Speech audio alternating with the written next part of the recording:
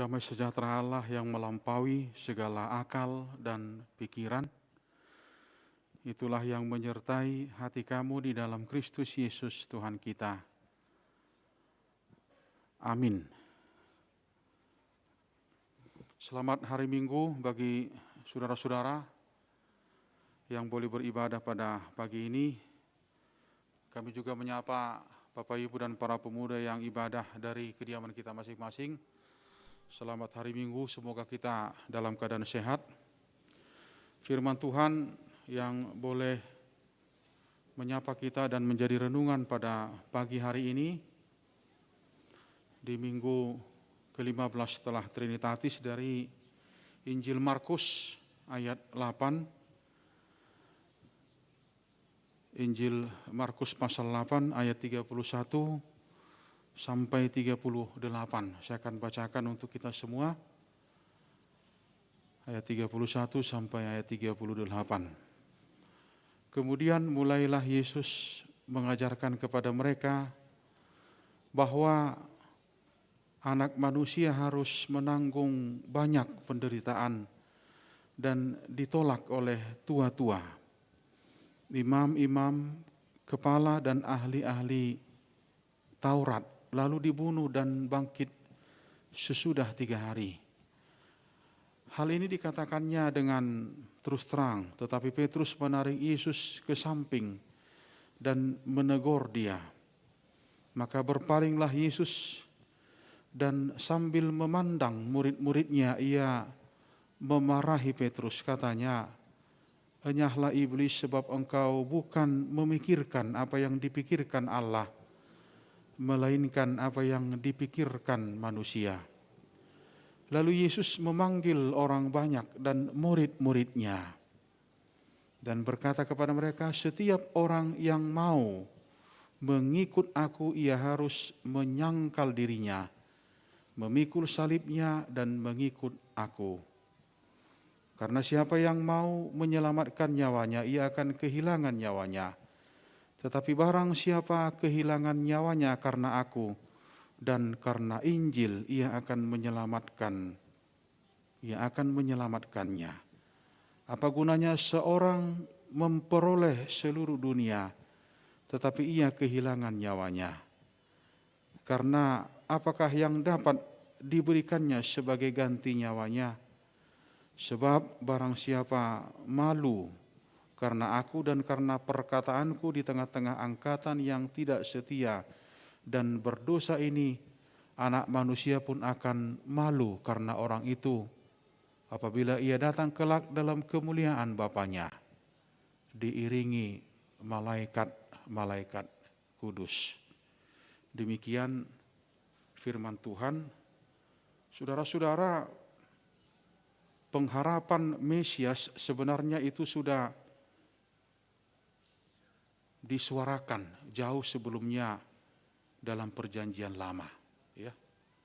Jadi kalau kita baca di Yesaya pasal 53, kemudian juga di Mika, kita juga sudah melihat bahwa ada kerinduan yang begitu kuat akan pengharapan Mesias itu ke depan. Nah, kemudian itu kembali pada saat Yesus tampil dalam pelayanannya. Ya. Pengharapan Mesias yang begitu kuat itu kembali dicoba dipahami oleh murid dalam kehadiran mereka, kebersamaan mereka dengan Yesus. Tapi ternyata tampilan daripada Mesias yang diharapkan itu adalah menampilkan kepribadian yang unik. Ya, menampilkan kepribadian yang unik dengan penderitaan yang mewarnai kehidupan, bahkan kematian. Ya, bahkan kematian. Jadi penderitaan dan kemudian sampai kepada kematian. Tentunya ini begitu sulit bagi murid, ya. Sulit bagi murid karena pengharapan Mesias yang begitu kuat itu adalah ketika Mesias itu tampil sebagai penakluk Itu melekat sekali. Nah, kita tahu memang ada satu dan dua hal yang melatar belakangi kenapa punya kerinduan bahwa Mesias itu tampil sebagai penakluk. Oleh karena itu ketika terjadi interaksi ini di renungan kita pagi ini, Yesus tahu bahwa iblis memakai orang-orang yang dekat, bahkan juga dengan Yesus. Kita juga begitu. Ya, ini catatan poin pertama, saudara-saudara, di ibadah pagi kita ini, iblis itu bisa memakai orang-orang yang dekat dengan kita supaya kita tidak hati-hati, supaya kita bisa jatuh. Bahkan juga pemahaman kita itu yang sudah melekat itu bisa bergeser pelan-pelan ketika orang-orang yang dekat itu bisa mempengaruhi kita. Bahkan kesetiaan kita, ya, ketaatan kita juga bisa tergerus dengan orang-orang yang dekat dengan kita. Dan Yesus tidak mau orang yang dekat dengan dia, yaitu murid, punya pemahaman yang salah. Makanya dikatakan di situ, hal ini dikatakannya dengan terus terang, tetapi Petrus menarik Yesus ke samping dan menegur dia. Katanya, "Enyahlah iblis, sebab engkau bukan memikirkan apa yang dipikirkan Allah, melainkan apa yang dipikirkan manusia." Jadi Tuhan Yesus persis tahu apa yang dipikirkan oleh Petrus. Bahkan kalau kita lihat saudara-saudara, di ayat sebelumnya Petrus sudah mengatakan, ia bertanya kepada mereka, "Tetapi apa katamu, siapakah aku ini?" Maka jawab Petrus, "Engkau adalah Mesias." Ya. Jadi cepat sekali sebenarnya perubahan itu. Belum begitu lama kemudian terjadi perubahan kembali untuk dalam pemahaman yang salah, yang tidak benar akan Mesias itu.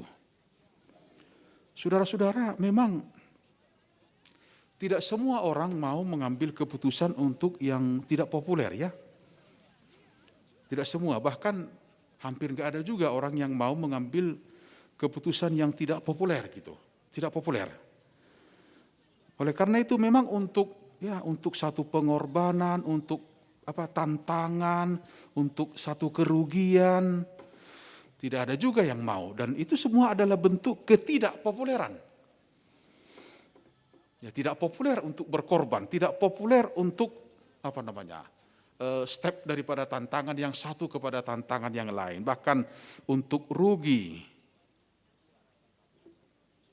Itu sesuatu yang tidak populer. Ternyata Yesus, dia mengatakan, setiap orang yang mau mengikut aku, ia harus menyangkal dirinya. Itu yang pertama, memikul salibnya dan mengikut aku.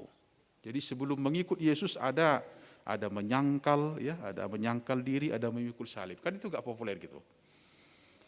Ya, jadi ketika Yesus mewartakan sesuatu yang tidak populer, maka orang-orang harus berpikir 2 atau 3 kali. Ya. Bahkan juga ketika orang tua menyatakan sesuatu yang tidak populer di tengah-tengah keluarga, maka anak akan berpikir 2 atau 3 kali. Ya. Bahkan itu akan mempengaruhi keputusan yang sudah kita miliki tadi itu. Ya, kalau saya katakan kita sudah komit untuk setia, kita sudah final untuk taat, ya, tanpa memikirkan dahulu sebenarnya dalam memelihara satu ketaatan, dalam memelihara kesetiaan itu, sesuatu hal, bahkan 1-2 hal itu akan diwarnai. Karena gak mudah juga untuk setia, gak mudah juga untuk menjadi pribadi yang taat. Bahkan keputusan untuk mengikut Yesus bukan jalan atau bukan sesuatu yang mudah. Ya. Karena kalau kita lihat saudara-saudara, dari Injil 4 itu, bahwa Tuhan Yesus tidak menawarkan hal-hal yang mudah gitu, hal-hal yang praktis. Ya. Yesus memanggil orang banyak untuk menghadapi sesuatu yang sebenarnya dia sudah lebih dahulu menjalani itu. Kan begitu. Menawarkan sesuatu, ya, ini kan persoalan kebebasan. Ikut aku katanya kalau kita lihat di sini, karena siapa yang mau menyelamatkan nyawanya ia akan kehilangan, dan seterusnya dan seterusnya. Setiap orang yang mau mengikut aku ia harus menyangkal, memikul dan mengikut. Ya, setiap orang. Jadi enggak sebahagian orang gitu. Setiap orang. Tentunya sudah final, enggak usah ditawar-tawar lagi. Yesus memanggil orang untuk menghadapi sesuatu yang dia sudah lebih dahulu hadapi.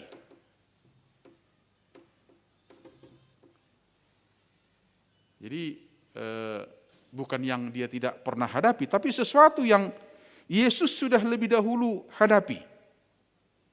Nah, persoalannya saudara-saudara, dalam diskusi-diskusi kita juga, ya kita mau bicara berkat, tapi bicara tanggung jawab terkadang agak sulit juga gitu. Ketika kita bicara berkat, kita begitu serius gitu, tapi begitu kita bicara tanggung jawab, ya mungkin berpikir 1-2 kali. Nah, memang ini yang sulit oleh dipahami, yang dipahami oleh murid, dan memang kalau kita coba memahami Injil itu, yang bentuk daripada kekecewaan murid itu memang kelihatan ketika Yesus disalibkan. Ya, satu hal kita lihat mereka kembali kepada habitatnya yang pertama itu. Ya, kembali kepada bagaimana mereka sebelum menjadi murid itu. Ya, kita bisa katakan itu bentuk daripada kekecewaan murid, bisa juga gitu. Karena apa yang menjadi kerinduan itu tidak terjawab pada akhirnya. Bahkan tanda-tanda untuk menikmati kenyamanan itu hampir semakin jauh dari kehidupan murid, saudara-saudara. Nah, memang jalan atau hidup yang ditawarkan oleh Yesus ini yang tetap menjadi pergumulan dalam kehidupan kita. Ya, artinya kita bisa memetakan bahwa hidup itu adalah ini dan itu. Hidup itu adalah ketika kita memiliki ini dan itu. Ketika kita mempunyai ini dan itu. Tapi ketika kita mencoba untuk belajar memahami Yesus dalam mendefinisikan hidup, beda sekali. Berbeda sekali.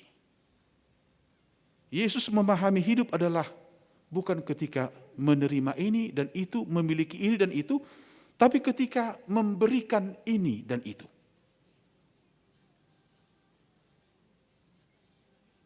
Coba kita lihat bagaimana di Lukas 19 itu ya.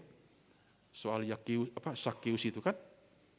Ada kerinduan untuk bertemu dengan Yesus, tapi karena dia badannya pendek, dia naik ke atas ketinggian gitu.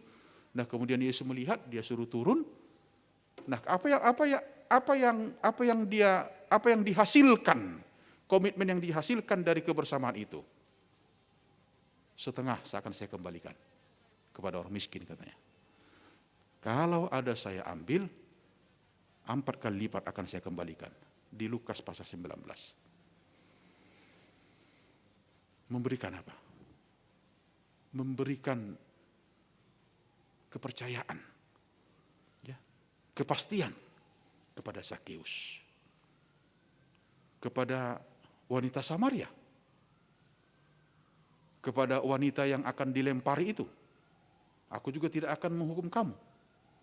Pengampunan, kesembuhan, ya, koreksi, evaluasi kepada Farisi dan ahli Taurat, semua itu kan persoalan memberi. Dan itu yang mewarnai hidup Yesus. Gimana juga dengan kita gitu. Ya.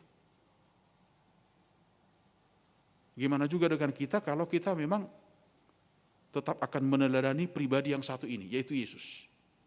Ya. Mengevaluasi, mengoreksi, mengembalikan. Itu hal-hal yang sederhana, tapi sebenarnya sesuatu yang harus gitu. Ketika kita ketika kita tidak menyakiti, ketika kita memberikan kelegaan, ketika kita memberikan jalan keluar, itu kan warna-warna yang ditampilkan oleh Tuhan Yesus. Ya, kita nggak mau ada kebuntuan, kita nggak mau ada kekusutan, kita nggak mau ada keruwetan, minimal benang yang kusut akan diurai supaya ada kelegaan, supaya ada titik temu, supaya ada jalan keluar dan lain sebagainya. Itulah sebenarnya yang mewarnai kehidupan kita di tengah-tengah keseriusan kita untuk tetap mengikut Yesus dalam kehidupan kita ini. Untuk tetap mengikut Yesus karena dari awal itu sudah pahit dan itu final. Tetapi barang siapa kehilangan nyawanya karena aku dan karena Injil, ia akan menyelamatkannya. Nah, saudara-saudara, hidup yang ditampilkan Yesus sebenarnya kalau kita lihat artinya ada life misalnya life, kehidupan keluarga, kehidupan pernikahan itu lebih dalam sebenarnya. Tapi ada juga sebenarnya yang lebih dangkal. Ada live, ada living. Nah, satu contoh, living itu persoalan hal-hal materi gitu. Ketika hidup itu diwarnai oleh keadaan ini ada dan itu ada. Itu dangkal sekali. Padahal itu dipahami oleh dan manusia mengejar itu, live dan living itu. Ternyata Yesus menampilkan life. Bagaimana kehidupan keluarga, bagaimana kehidupan pernikahan, itu yang ditampilkan Yesus. Makanya memang tetap akan sulit untuk mencari titik temu itu kalau seseorang masih salah untuk memahami kehadiran Mesias itu di dalam kehidupannya. Saudara-saudara, saya juga mengatakan kepada kita memang di tengah-tengah kondisi yang kita alami saat ini supaya firman ini memang menyentuh kita, supaya firman ini sampai kepada kita. Di tengah-tengah polemik, soal-soal tantangan, soal-soal derita dan lain sebagainya, itu akan menantang kita, itu akan mencoba untuk menguji kesetiaan kita, ketaatan kita kepada Kristus itu sendiri. Jadi kalau ada orang mencoba bahwa hidup ini adalah segala-galanya, enggak ada masalah juga sih. Tapi ternyata hidup ini bukan segala-galanya. Kalau ada orang yang menikmati hidup ini dengan luar biasa gitu, tapi ternyata yang luar biasa itu juga akan selesai pada waktunya, akan diakhiri.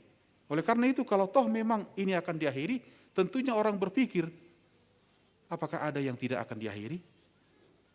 Kalau toh ini akan terbatas, kemudian orang berpikir, apakah ada yang tidak terbatas? Nah, kemudian orang membangun kehidupan pribadinya. Dia bagaimana membangun kehidupan rohaninya dengan Yesus, dengan Allah, dengan kehidupan doanya, pembacaan firman Tuhan. Nah, kemudian dia mencoba merefleksikannya bagaimana dia mau membangun juga komunikasinya dengan orang lain. Itu juga akan dipelihara oleh setiap orang yang akan mencoba serius dan selalu fokus dengan mengikut Yesus. Saudara-saudara, firman pagi ini juga mau mengingatkan kepada kita bahwa hidup dan penderitaan bukan hal yang harus dipertentangkan. Bukan hal yang dipertentangkan. Saya berpikir kita punya kesaksian pribadi di umur yang belasan, di umur yang sudah puluhan, bahkan umur yang sudah di atas setengah abad. Kita punya pengalaman pribadi bahwa hidup dan penderitaan bukan sesuatu yang dipertentangkan. Jadi ketika filsuf katakan hidup yang tidak diuji adalah bukan sesuatu hidup yang harus dijalani. Mudah-mudahan enggak teori Hidup yang tidak diuji adalah hidup yang tidak layak untuk dijalani. Oleh karena itu, keberanian seseorang untuk terus menjalani hidup adalah keberanian seseorang untuk belajar dengan semua pergumulan dan penderitaan-penderitaan itu. Persoalan kuantitas, seberapa banyak penderitaan itu, persoalan kualitas itu kita yang tahu. Kalau orang mengatakan 2/3 hidup saya ini penuh dengan penderitaan, saya pernah katakan kepada kita, jangan membanding-bandingkan penderitaanmu dengan penderitaan orang lain. Itu enggak ada alat ukurnya. Mungkin bagi seseorang dia cukup kuat dengan itu, tapi bagi seseorang setengah daripada kualitas penderitaan itu dia enggak tahan lagi itu.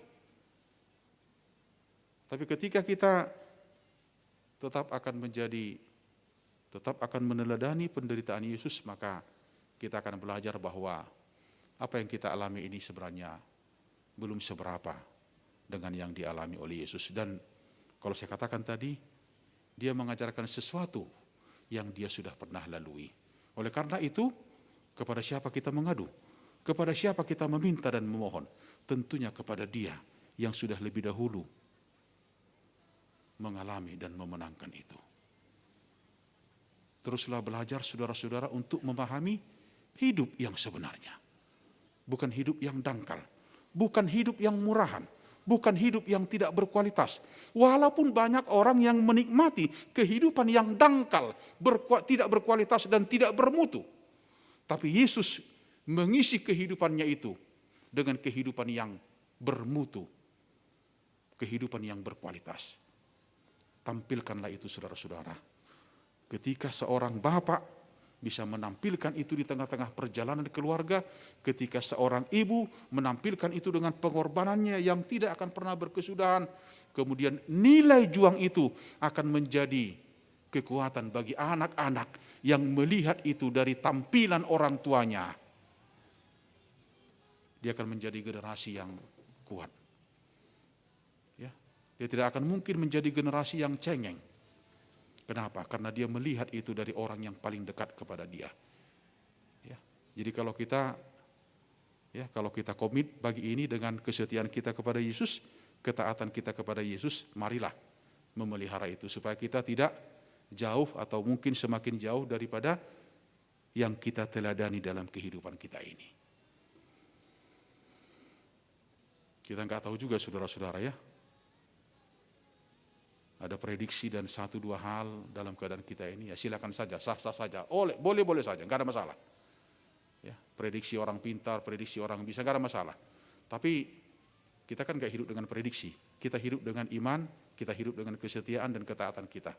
Oleh karena itu silakan aja ada prediksi, silakan aja ada tantangan, pergumulan dan masalah, tapi tetaplah menjadi pribadi yang selalu meneladani Yesus di dalam kehidupan ini. Jauh-jauh hari, sangat pahit sekali. Menyangkal diri, apa menyangkal diri? Ada enggak keberanian? Bukan hanya ketika membangun keluarga ya. Kalau ketika membangun keluarga, berjanji di situ bahwa ada 5 butir perjanjian di situ kan. Ketika diawali bahwa perjanjian nikah itu untuk meniadakan menyangkal diri, berani enggak mengatakan ya artinya tidak gitu kepada dia dan iya untuk orang lain. Itu kan menyangkal diri. Menyangkal diri adalah bagian daripada memutus rantai keegoisan di tengah-tengah kehidupan pribadi. Jadi kalau selama ini egois, ya harus diputus itu. Itu yang menyangkal diri. Ya, memikul salib. Coba lihat saudara-saudara. Ada buku Kosake seorang Jepang itu ya yang mengatakan tidak ada gagang pada salib. Coba kita lihat salib itu. Tidak ada gagang pada salib. Memang salib harus dipikul karena enggak ada juga gagangnya. Bukan seperti ember, bukan seperti atau apapun yang ada gagangnya. Enggak ada gagang pada salib. Oleh karena itu salib harus dipikul. Bukan salib Yesus tapi salib kita. Persoalannya kan sekarang banyak orang yang hidup dengan kehidupan rohani yang ornamen. Ya, salib itu diapain? Gimana supaya salib ini indah? Dari emas. Kan gitu kan? Kasih gramnya gitu. Kemudian ini menjadi anting, menjadi kalung.